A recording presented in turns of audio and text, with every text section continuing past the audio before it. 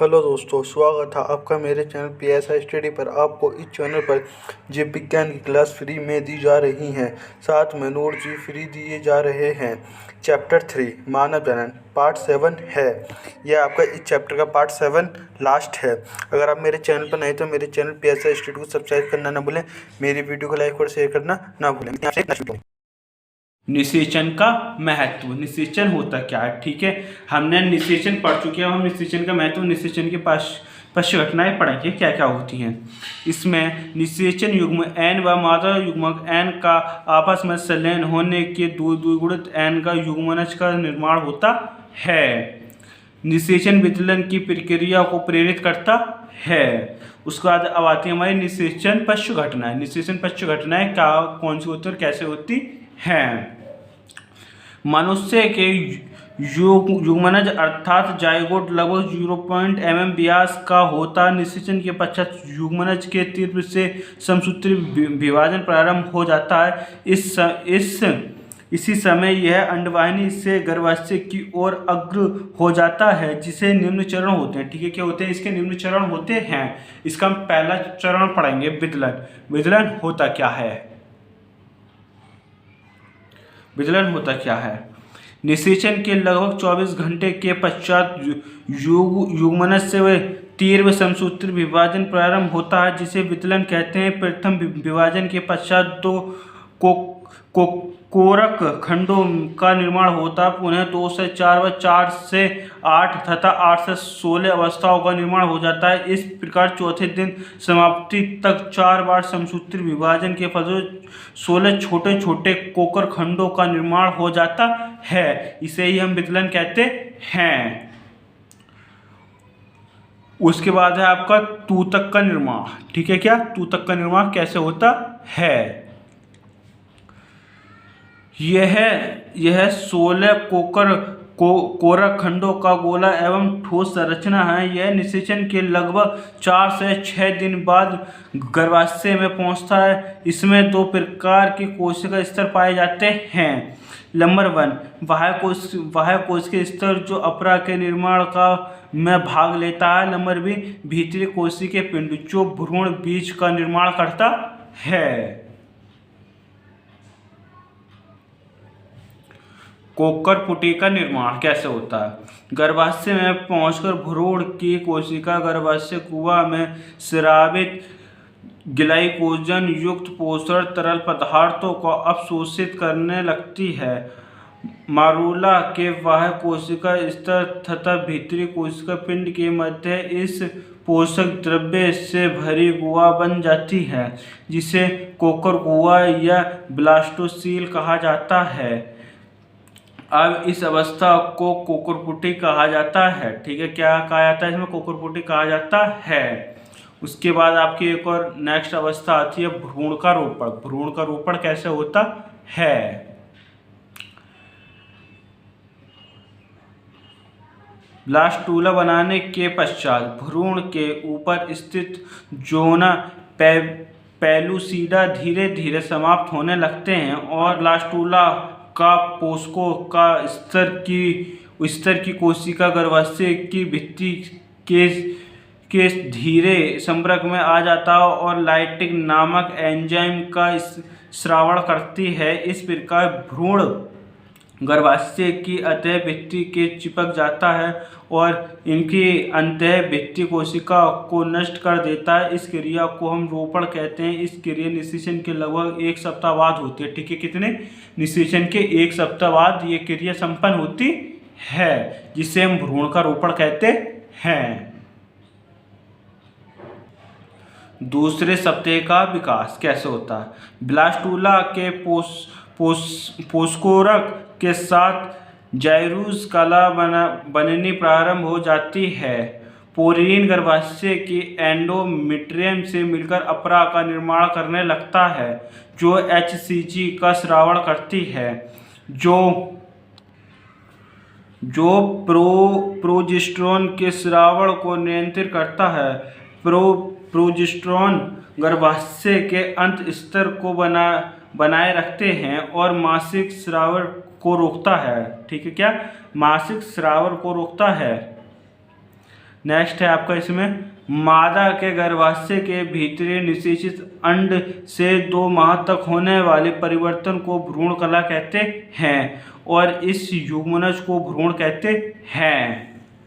उसके बाद है आपके एक और 2 माह के बाद होने वाले परिवर्तनों को अर्भकाल कहा जाता है और भ्रूण गर्भ कहलाता है।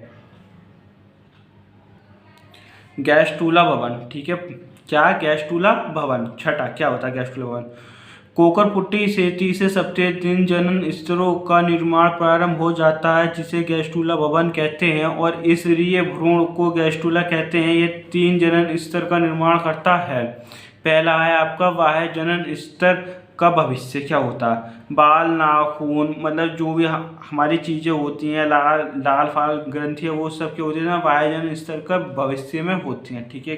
अब इसमें क्या क्या होता है, जैसे बाल होता है, नाखून होता है, अभी चर्म, तंत्रिका एवं मासिक, संपूर्ण आँख, लाल ग्रंथिकरण का आंतरिक भाग, दांत का एनामोल परत, ठीक है ना, जो हमारी दांत की एनामोल परत होती है वो भी इसके अंदर होती है, ठीक है। बाह्य जनन स्तर का भविष्य।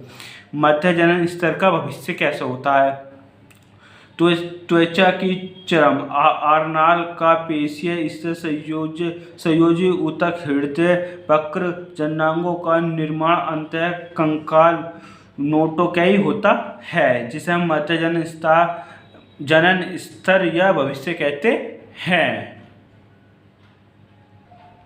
आंतरिक जनन स्तर का भविष्य। आरनाल का भीतरी स्तर यकृत, अग्नाशय, जीभ, थायराइड, पैराथायराइड, थाइमस, श्वास नलिकाएं, फेफड़ों की भीतरी स्तर, यही आपका आंतरिक जनन स्तर का भविष्य कहलाता है। गैस्ट्रूला में शिशु का निर्माण। दूसरे सप्ताह के अंत तक भ्रूण में 3 स्तरों का निर्माण हो जाता है, ये स्तर, ठीक है। उसके बाद है आपका अब विभिन्न अंगों का निर्माण करना प्रारंभ कर देते हैं।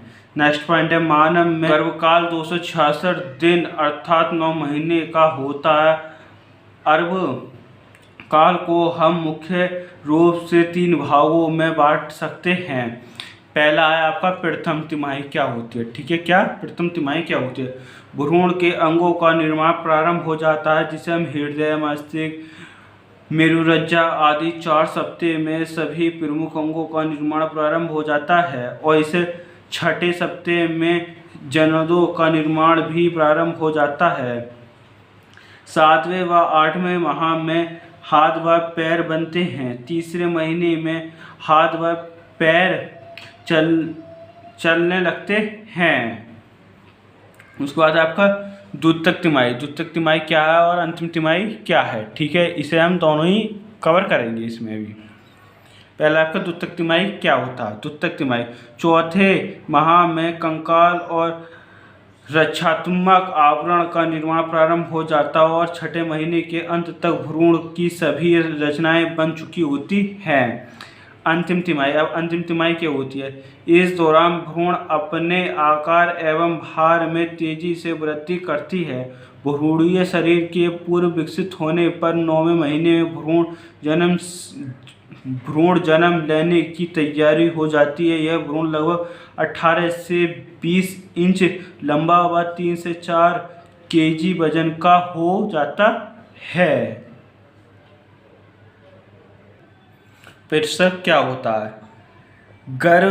गर्भवधि पूर्व होने के पश्चात गर्भाशय की पेशी में तीव्र संकुचन प्रारंभ हो जाता है। इन संकुचन को प्रसव संकुचन तथा इस अनुव्यय को प्रसव वेदना कहते हैं। प्रथम अवस्था में संकुचन की तरंगें बार बार आती जाती रहती हैं। द्वितीय अवस्था में शिशु योनि के बाहर जाने लगता है और बाहर आने पर शिशु नभि रज्जु द्वारा अपरा में जुड़ जाता है। तृतीय अवस्था में अपरा को शिशु की ओर से धागे से बांधकर के अंकुरित प्लेट की सहायता से काटकर अलग कर लेते हैं। यह आपका तीसरा चैप्टर पूरा कंप्लीट हो चुका है। ठीक है, देखो जो मैंने आपको अभी जो इससे पिछला भाग पढ़ाया था और जो मैं ये भाग बना रहा हूँ, इसमें आपने एक चीज़ नोटिस करी होगी, मैंने आपको समझाने से ज़्यादा इसमें पढ़ाया था। देखो इसमें ऐसा आपको अगर आप खुद पढ़ेंगे, अगर बार बार पढ़ेंगे तो ये चीज़ आपको याद रहेंगी समझाने से, क्योंकि जो प्रैक्टिकली से जो समझ में आता है वो वैसे समझ में नहीं आता। इसलिए इन चीज़ों को मैंने पढ़ाया, आप खाली इन चीज़ों को बस पढ़ते रहो, मतलब रिवाइज करते रहो। रिवाइज करते करते ये चीज़ आपको खुद याद हो जाएंगी। ठीक है, आपके पूरे 3 चैप्टर कंप्लीट हो चुके हैं। नोट्स के लिए आप टेलीग्राम पर, जो मेरा जिस नाम से चैनल, आप इसी नाम से टेलीग्राम पे भी सर्च मार सकते हैं, BSR स्टडी। ठीक है, इसी नाम से आपको चैनल मिलेगा। ठीक है, और उस पर आपको फर्स्ट चैप्टर, सेकंड, थर्ड के भी आपको पूरे कंप्लीट नोट्स मिल जाएंगे। ठीक है, मिलते हैं आपसे नेक्स्ट वीडियो में।